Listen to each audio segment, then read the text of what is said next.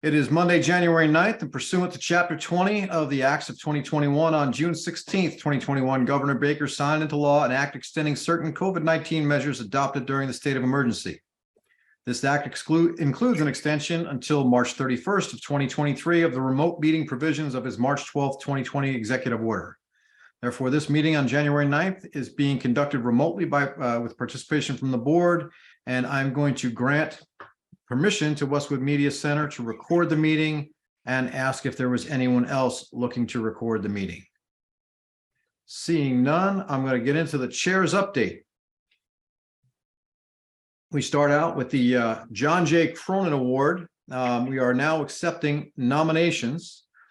The award is named for the late John J. Cronin, who was the town treasurer for many years and gave selflessly of his time for the betterment of our community, both as an elected official and in numerous volunteer activities within and outside the community.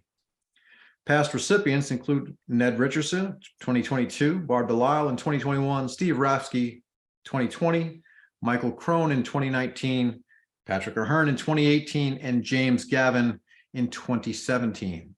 Nomination forms are available online at the town's website, or you can contact the Select Board's office at selectboard@townhall.westwood.ma.us to have one sent to you. All nominations should be submitted to the Select Board's office at Westwood Town Hall. The award will be presented at the upcoming 2023 Spring Annual Town Meeting. Please contact our office or 781-326-4172 with any questions or to make a nomination. Nominations are due by March 3rd, 2023. Next up, we have Chief Silva joining us, and we have some news about an accreditation by the Massachusetts Police Accreditation Commission. And Chief, I don't want to steal any thunder, so I would like for you to tell everybody a little bit about this award and what's involved in all of it, because I know there's a great deal that they evaluate when going through the standards that go into the accreditation. Oh, yes, sir. Thank you. My pleasure. Well, good evening, everyone. Happy New Year. Hope everybody had a nice holiday.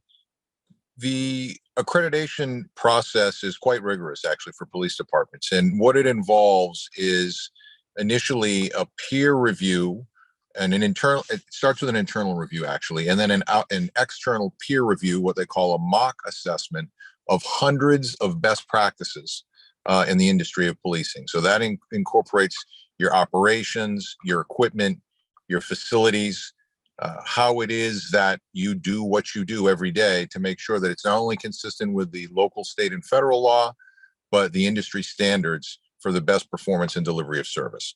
That's conducted by the Massachusetts Police Accreditation Commission, what's referred to often as MPAC. And after you do your self-examination, after you do a peer review, they send in professional assessors. It's a multi-day event, usually two full days and then a half day.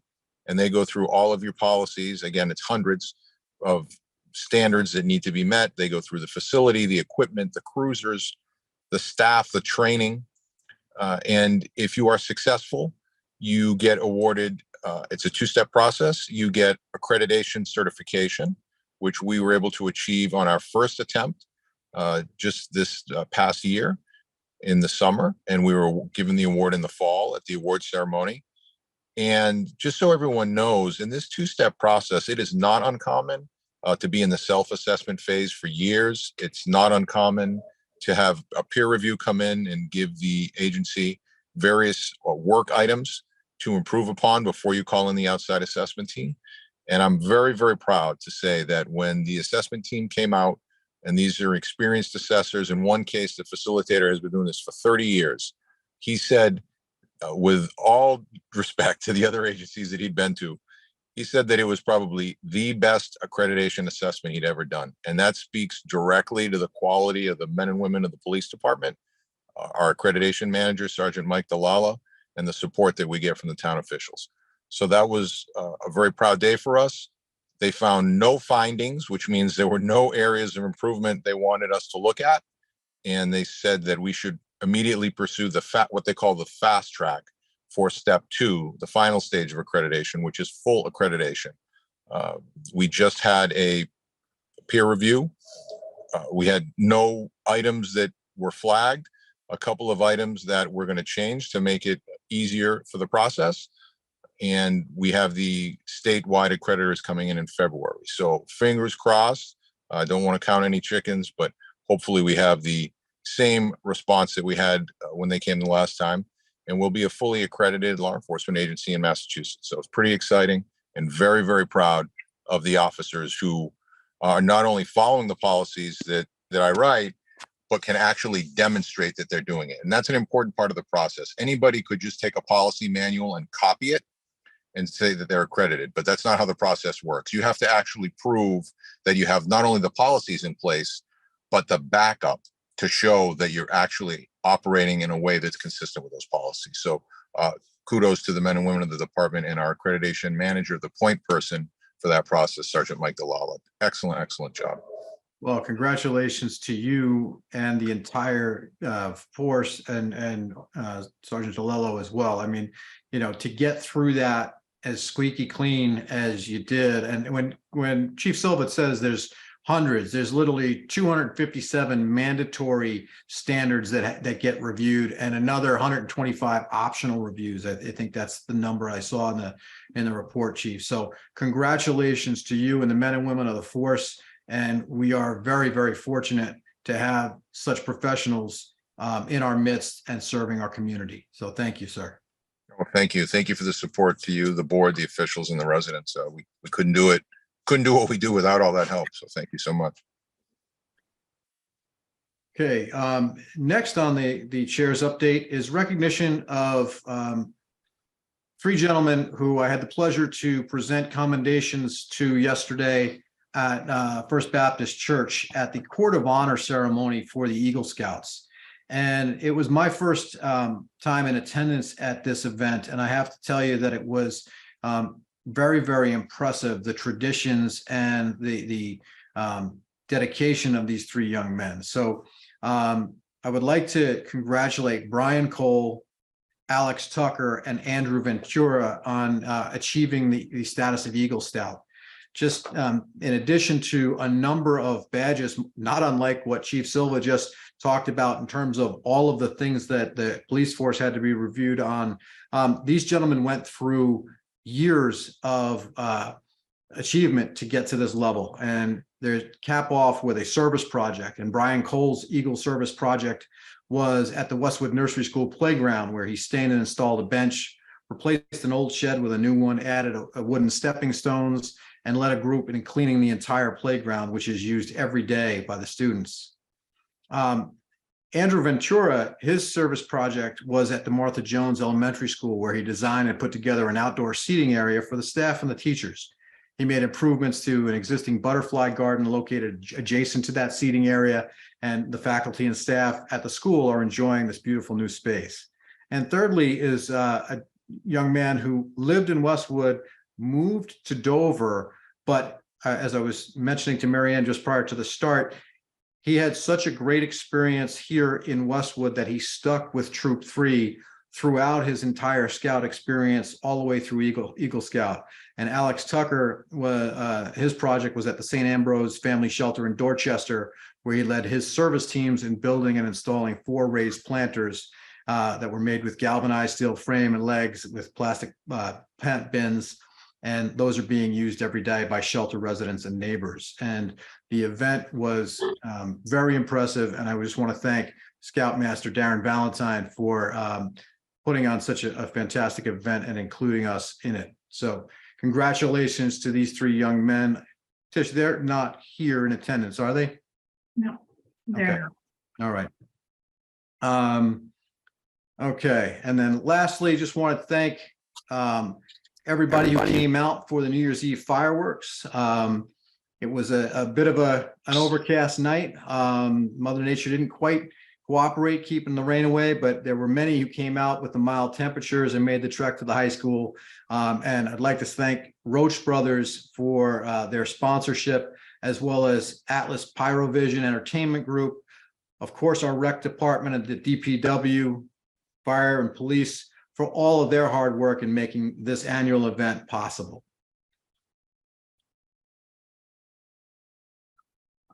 Okay, now to scheduled action.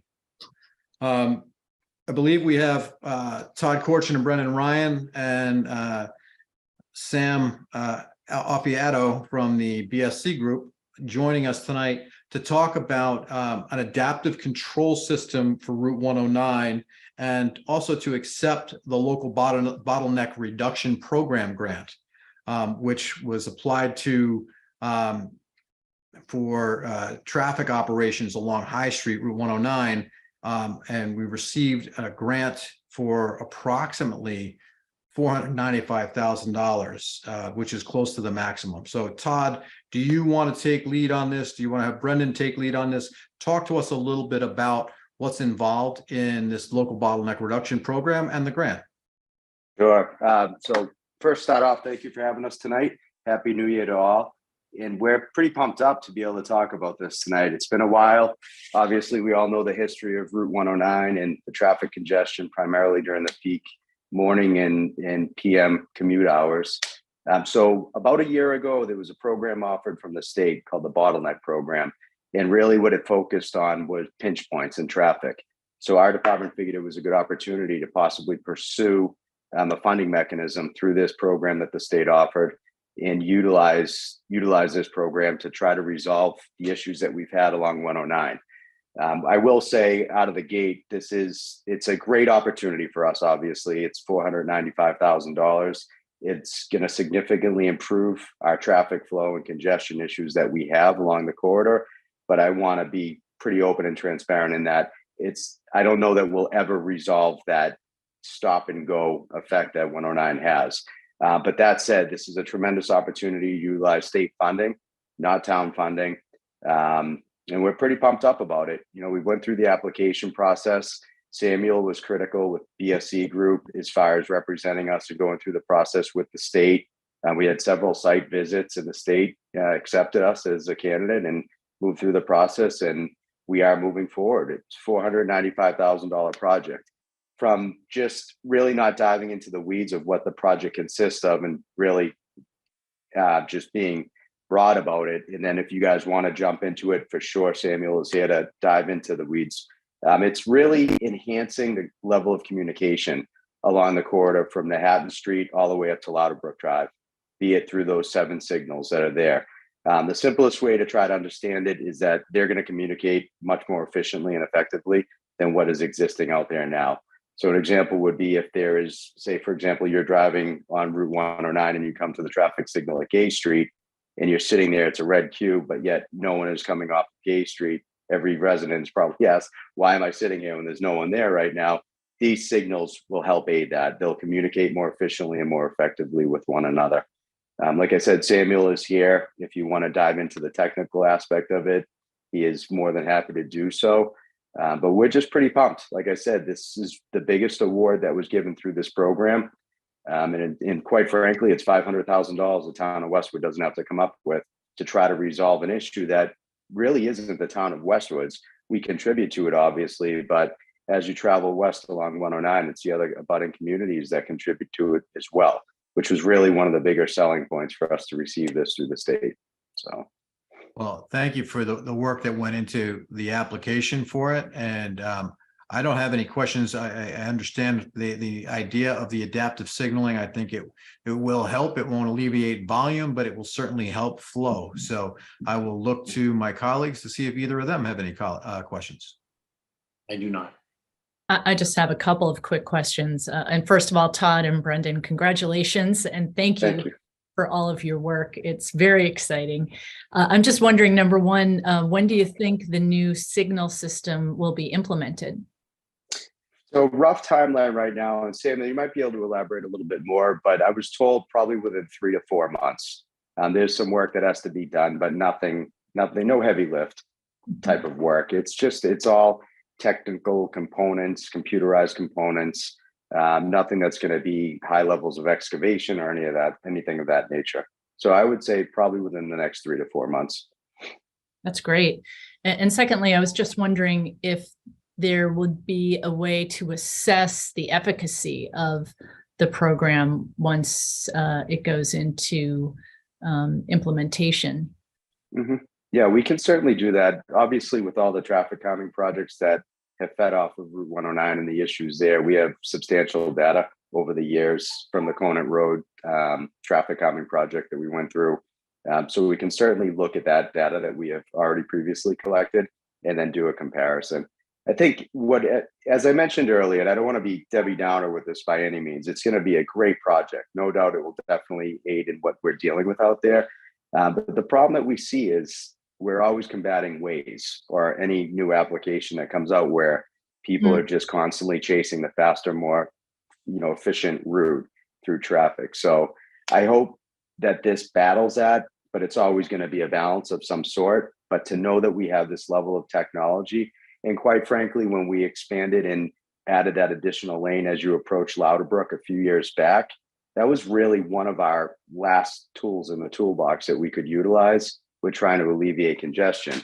And this is really a nice tool to have. And I think this would be the frosting on the cake to say that we have, really exhausted every measure that we could possibly do on 109 while maintaining, the aesthetic value of our community and driving through the center of our town.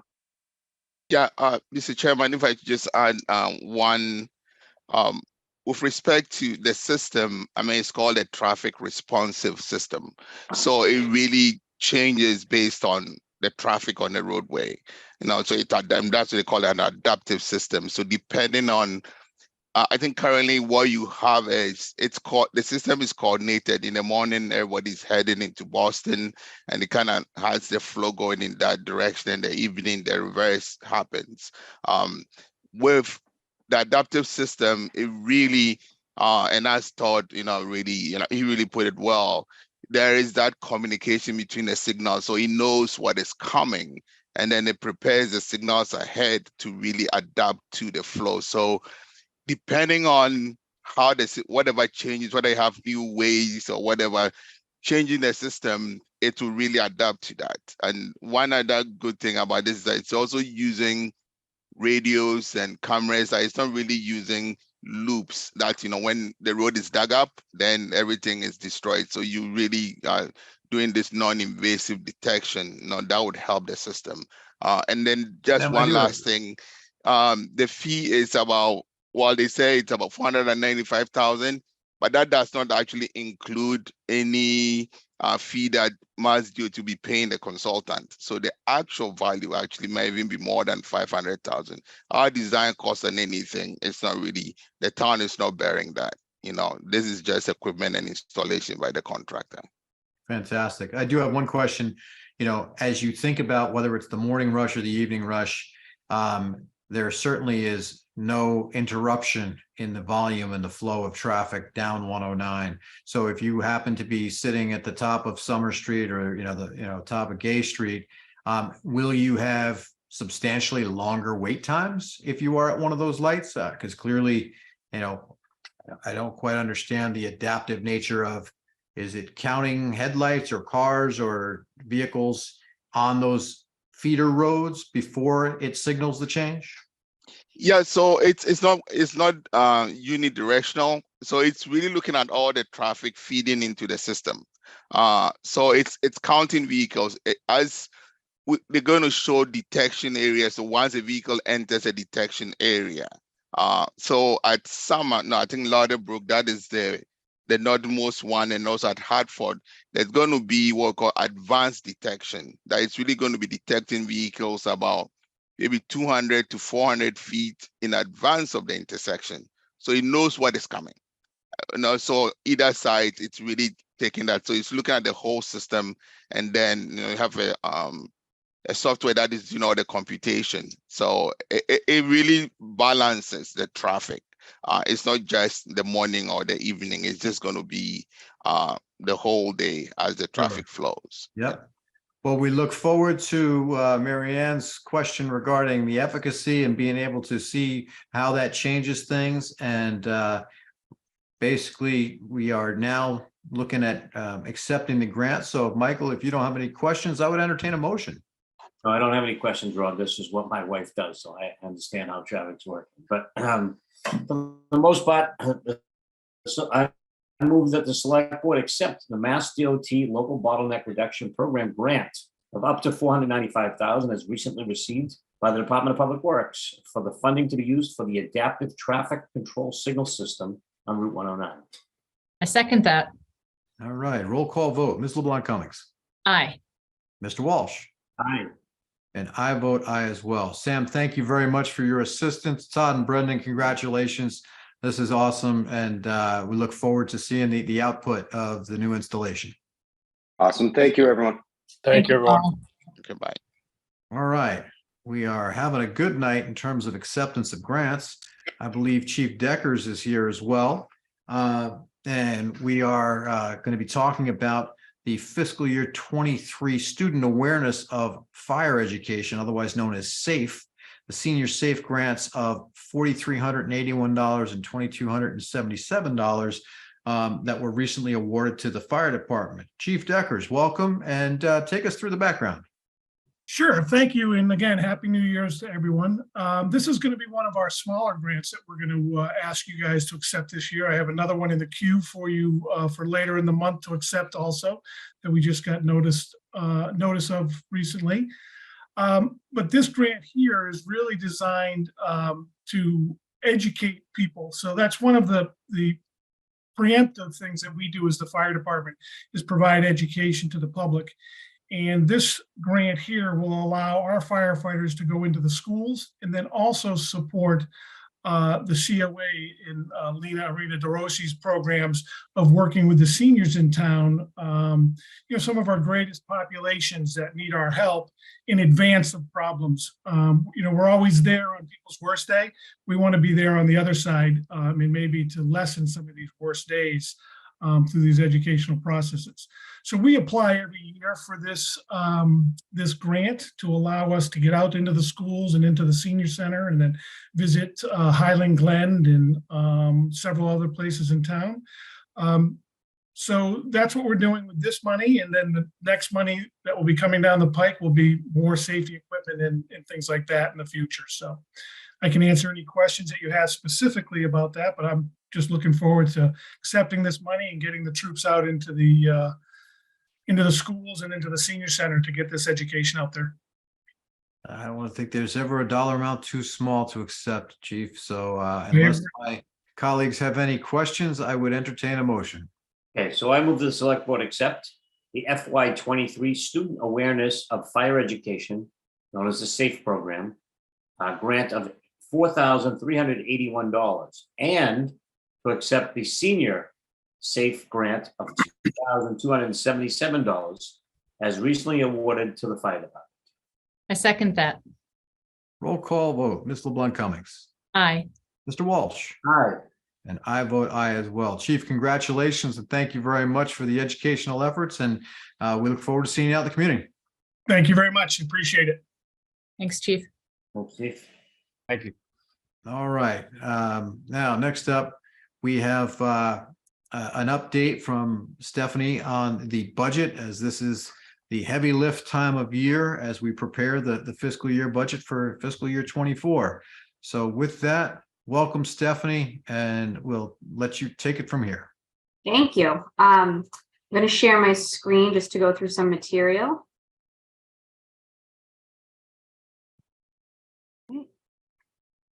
Let me know if you can see that. We can. All right, great. Okay, so just to remind everyone where we currently are, as Rob just said, we're in the heavy lift season of the budget. We've been presenting the FY24 budget materials over the past few months to the select board. In the current month, we've been focusing on putting together the capital budget, going through the initial request for the municipal budget from the different departments. Just one thing, are you advancing your slide? Nope, not yet. Just want to make sure. Yeah, thank you though, I appreciate it. And putting together an overall operating budget, including the schools. So tonight, I'm just going to share with the board a quick overview of the FY24 capital budgets. This is going to focus more on the capital. All right. And could I just, Stephanie, but could I just give a sure. overview we talked about? So just for the board, just as a reminder to the board, but for those listening, the town develops a multi-year plan for capital improvements known as our 5-year capital budget on an annual basis. And the plan identifies capital needs over a 5-year period for all town and school operations. Some people ask us, what is capital? What is the definition of capital? Capital Items require an expenditure of at least $25,000 and having a useful life of more than 5 years. That's what the town of Westwood has determined that to be. We begin our process in August of each year. So departments, Stephanie will provide the information to the departments so they can then provide their requests back. And in a perfect world, all we're doing is moving up next year's capital to the current year. But the capital plan is a very fluid plan. And what I mean by that is there are requests that get deferred, and there are requests that may get moved up because of funding or timing based off of need. This year is no different, and Stephanie will certainly be going over that in greater detail. But also just to let everyone know that all capital requests that are submitted are put into the 5-year capital plan, but not all capital requests are recommended for funding. So I just want to make sure that the board, refresher for the board and for those who are listening, just to give them a little overview of the capital process here. And now for the great details of the capital plan, turn it over to Stephanie. Thank you, Chris, for that overview and that reminder. So just following along with that, the board has historically made the capital budget a priority, and we'll continue to make a high level of investment in this capital budget. So we look to maintain the assets we have invested, including town and school buildings, as well as important equipment needed for departments to perform the functions of their job. So the budget as it currently stands includes the base capital funding broken out between school and municipal, as well as the sewer capital projects, and then some additional capital projects we are able to fund through the meals and hotel tax revenue. There are also projects that would require borrowing for the article if they were to move forward. So this chart just shows a history of funding amounts for the base capital article. The amount has been increased over the past few years. As you can see in FY 2012, we were spending under $1 million, so about a third of our current spending levels. It was important for the board to invest in ongoing capital and increase the level of funding to where we are today. So in FY 24, we're looking to fund $2.3 million for school and municipal base capital, which is moving us closer to our target for our financial policies. The additional capital article includes projects that are proposed beyond the annual ongoing base capital. So this is just a chart of additional capital articles and the amounts that were approved over the past 7 years or so. They've included projects that were deferred from previous years, as well as larger standalone projects that are not appropriate for the annual base allocation. So currently for FY 24, that amount totals $1.1 million. And I'm just going to now go through a more detailed look at each of the articles I had outlined. So this is just a breakdown of the base municipal capital article. The amount totals just over $1.3 million, and it is funded through free cash. This is a similar level to the current fiscal year and includes standard projects and items for departments such as DPW, police, fire. And as you can see, this includes vehicles, equipment, as well as general building maintenance. This is the base school capital article proposed by the school superintendent in the amount of just over $1 million. This is also similar to the level of the current fiscal year and is also funded through free cash. So this is just a list of the various project categories that they have. These articles are related to sewer and ambulance. I'm listing it as other capital. I'll go through them each one by one. They each have their own funding source. So the first is for sewer capital improvements. There are 4 items, all funded with sewer retained earnings. And the first one, just for clarification, is stormwater compliance. So this article totals $1.17 million. And then the second item there is specifically for sewer capital borrowing. The MWRA has a generous program that offers municipalities loan and grant options. So we're going to look into options for funding this item, which is inflow and infiltration program, and the amount of $500,000. So it's just looking at the systems for any needed repairs. And then the final item on this slide is the ambulance article, and this includes 2 items which are funded specifically through ambulance receipts. One is to replace an ambulance, A1, it's a rotating cycle, and then the second is the rescue upgrade and replacement, and that totals $445,000. Okay, so this is an article for additional capital requests beyond the base. Like I said, these items are funded through meals and hotel tax revenue. So one item is a DPW vehicle. in the amount of $175,000. And then there are library upgrades to the main library, which is $125,000. And then there are two school projects. One is a network upgrade for $400,000, and then one is for the high school auditorium as well for $400,000. So like I said previously, that totals $1.1 million. And then there are two projects currently still under consideration that would require borrowing if they were to go forward. So the first, the fire, is to replace ladder 1. And the chief is just on here, or he's still on here. So I hope I say this correctly. It would be an engine ladder single apparatus, which would be different than what we currently have, and for a ladder that was in service since 2004. And then the other item is for the cemetery. The expansion design was funded in FY23, and now it would be the construction portion of the project that would require borrowing $1.5 million. And the annual debt service, I just want to point out, would be paid through the cemetery sale. So as the lots sell, that funding source would fund that debt service specifically. Right. And then there are just a couple of items still on hold.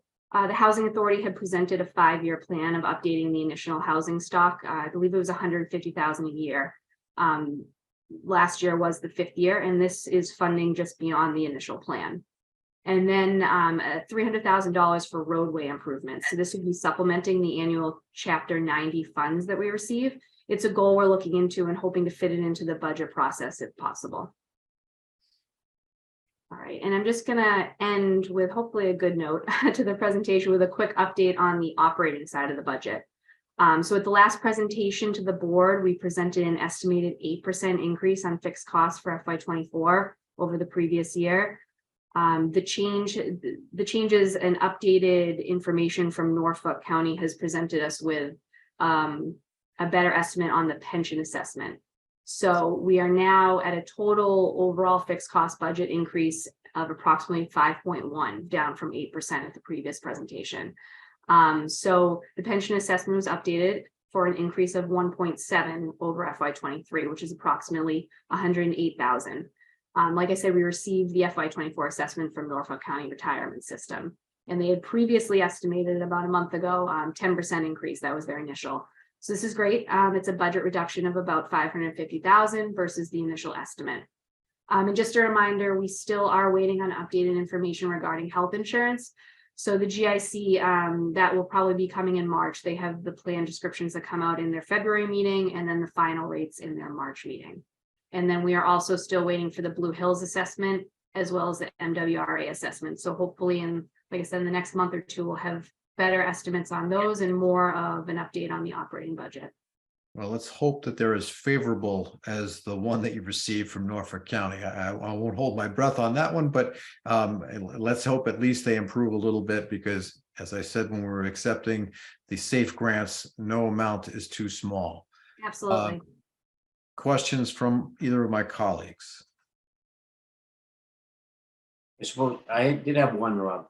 Sure, go ahead. So Stephanie, can you tell me what the high school auditorium that they're planning to do beside, I mean, obviously something for $400,000, you know what? They are, and if I don't say it correctly, I can definitely send some more information and update you as well. Chris, please jump in if you have more information on this. I think this was a project they've been looking to do for a couple of years now. They had an assessment. It's the lighting, I believe. Chris, is that? That's right, Stephanie. And watching one of the school committee meetings, they went into this one sort of in detail. The current lighting system is at its end of life and could fail sort of at any time, which would take the entire auditorium offline. And I believe this is the estimate to replace that entire system and bring it up to speed. Correct. Thank you. That's all. I had a question for Chief Deckers, as he's still with us. I was just hoping he could speak to the need for the new ladder. Sure. So this ladder truck is a truck that's over 20 years old.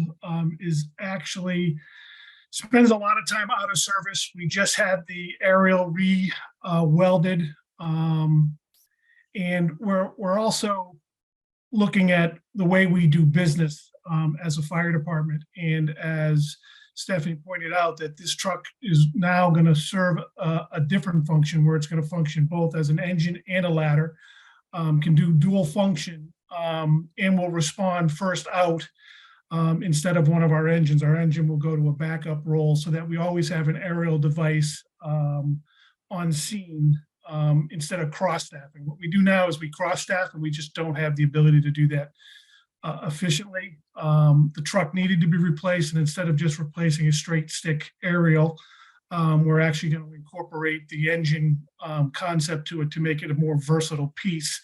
But my concern is the truck that we currently have is not going to last that much longer for us for the way we use it. So that's why it's been put in. It was slotted to be changed, in the budget previously. I pushed it out a couple more years, but it's now time to get that replaced. And Chief, isn't there also an extended lead time on ordering this piece of equipment? Yes. So right now, they're saying if we were to order a truck today, it could take, because of all what happened because of COVID, it could take upwards to 700 days to build it. So, we would need to commit to building it. We don't have to pay for it, until it's delivered and we accept it. But we'd have to find some way to commit to purchasing this within that 700-day lead period. So we might be able to, because of the way we've designed it as a fire department, with a lot of involvement from the firefighters on how we're designing it. We might be able to buy what's known as a demo unit. And we might be able to get that sooner because companies are putting demo units into the pipeline already. So we might be able to get that shortened to about 450 days if we go with a demo and not try to get crazy and design a custom piece. I'm looking not to design a custom piece and take a demo, because the demos are basically what we need here in Westwood and will work out perfectly for us. So there's no reason to do that if we can convince a company to allow us to buy one of their demos. So we can get a little bit sooner, which will help us because, like I said before, the current truck spends a lot of time out of service because of its age. Thank you, Chief. Chris, just a point to build on there and explanation a little bit in the process. Chief had mentioned that had been requested previously and he had pushed it out previously. In terms of the budget book versus the list that gets put forward, there is a tremendous amount of input from department heads in terms of ranking and prioritizing the need. Is that right? Very much so. And also, I believe what the chief was referring to is it was in an outlying year and got moved up. And this is one of the things that I was referring to as part of a fluid plan. So the chief doing his job, being very proactive in the research and finding out what that lead time was going to be, worst case scenario. We have to move it up in order to meet that worst case scenario of 700 days. But if the chief is able to get something that would satisfy the needs of the department and the town earlier, that would be great. But this is an example of one of those areas where the plan has to be fluid. Very good. Any other questions for Stephanie while we have her? No. Thank you very much for the update, Stephanie. Thank Look you. forward to continuing this process and getting things squared away as best we can by the end of the month here. I know we have Thank you all. some more work Thank to do. you. Stephanie, great job. Thanks.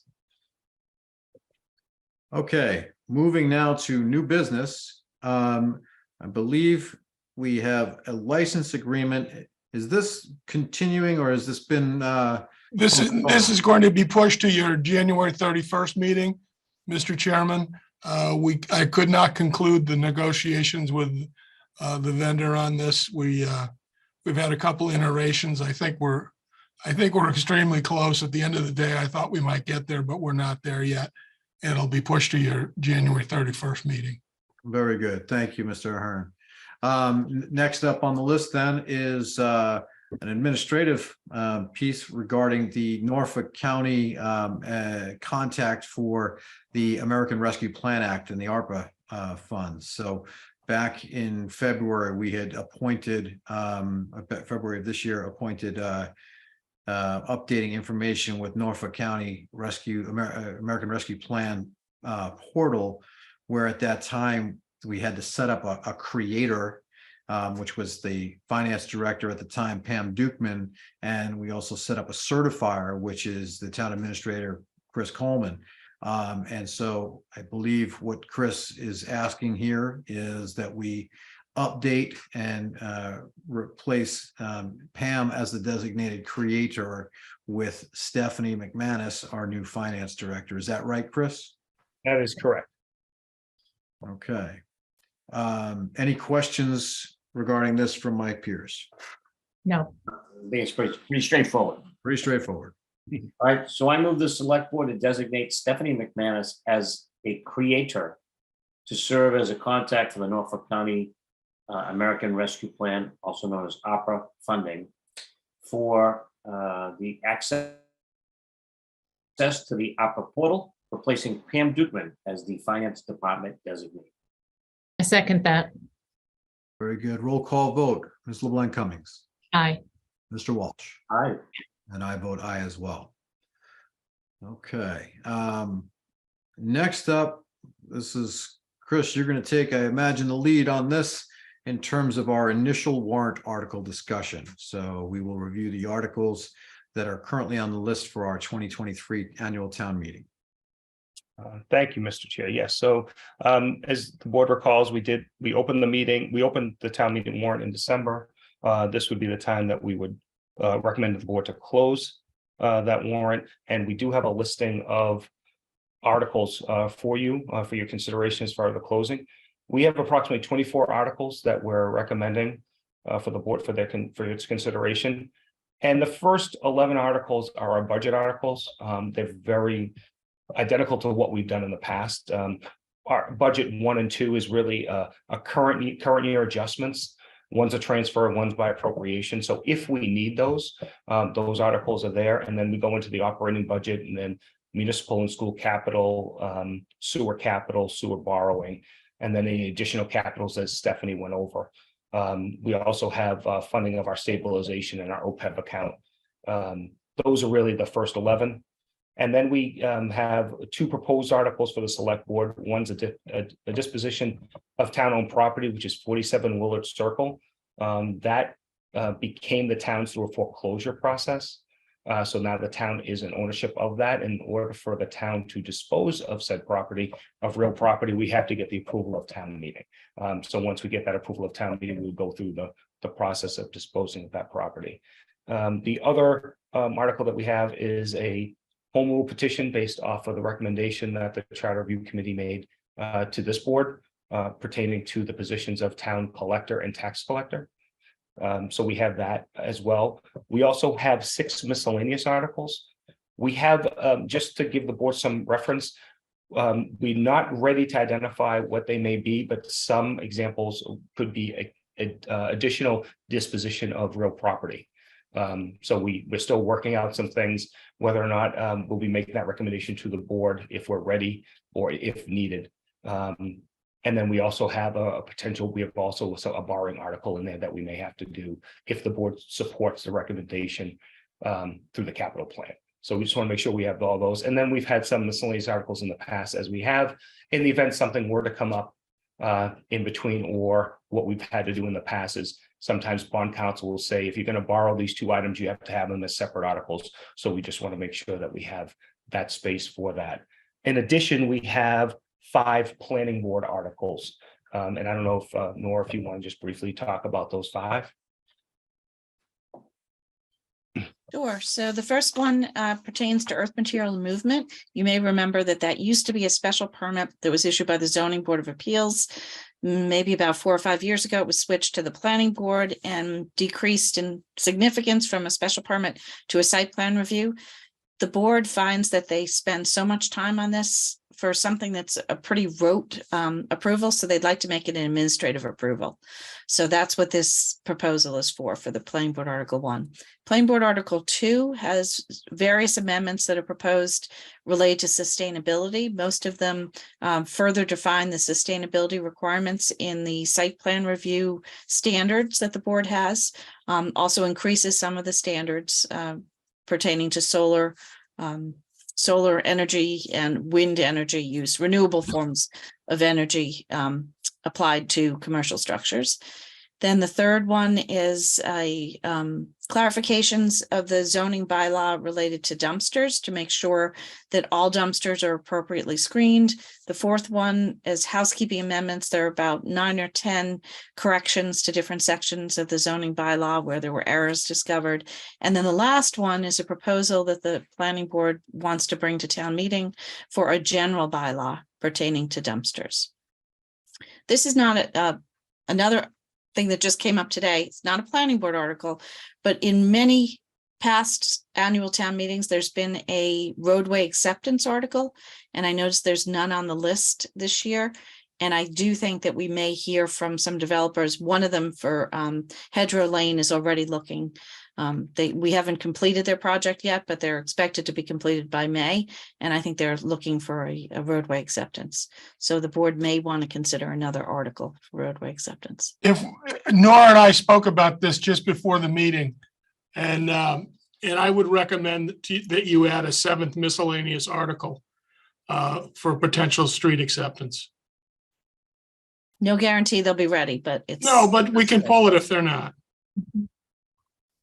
So we would up the total to 25 and add 1 under the miscellaneous for the select board. Yes. So it'd be 7 miscellaneous articles. Any questions from either Mr. Walsh or Ms. LeBlanc Cummings regarding the current list of warrant articles? No questions. No, I'm good, Rob. It looks like 7 should be plenty. Very good. Okay. Thank you, Chris, for the summary, and Nora as well. So our next item would be to close the annual town warrant. And so let's see here. Which we opened on December 5th, and we have just reviewed the list of warrant articles. And so I would entertain a motion if there are no further questions with regards to the list of warrant articles with the amendment of a 7th select board miscellaneous article. Just as a point of order, I'm just not sure. Do we need a separate vote on that to add? No, we don't. Okay. Just wanted to be sure. Thank you. Thank you. I move the select board vote to close the warrant, which includes 25 proposed articles for the 2023 annual town meeting, and publish a draft article listing on the town's website. I second that. Okay, roll call vote. Ms. LeBlanc Cummings. Aye. Mr. Walsh. Aye. And I vote aye as well. And that brings us to the end of old business. We are now looking at the approval of the meeting minutes for a regular meeting from December 19th, 2022. Did anybody have any changes or concerns with those meeting minutes? No, I do not. Very No. good. So I move that the select board approve the regular meeting minutes of December 19th, 2022 as written. I second that. Roll call vote. Ms. LeBlanc Cummings. Aye. Mr. Walsh. Aye. And I vote aye as well. Okay, so that brings us to the conclusion of our meeting this evening. Our next meeting will be Tuesday, January 24th at 5 p.m. via Zoom. So we look forward to getting some more information out and about, and we will be now moving into executive session. So the board will be going into executive session to discuss 2 issues. The first is pursuant to Mass General Law, Chapter 30A, Section 21A3, discussing strategy with respect to general collective bargaining for union personnel. And the second pursuant to General Law 30A, Section 22F and G, to comply with any general law for review of executive session minutes, both of which would have a detrimental effect on the position of the governing body if the discussion were held in open session. We will not be returning to open session. So I move that we go into executive session for the aforementioned reasons. Second, Roll call vote, Ms. LeBlanc Cummings, aye. Mr. Walsh, Aye. and I vote aye as well. Thank you, everyone.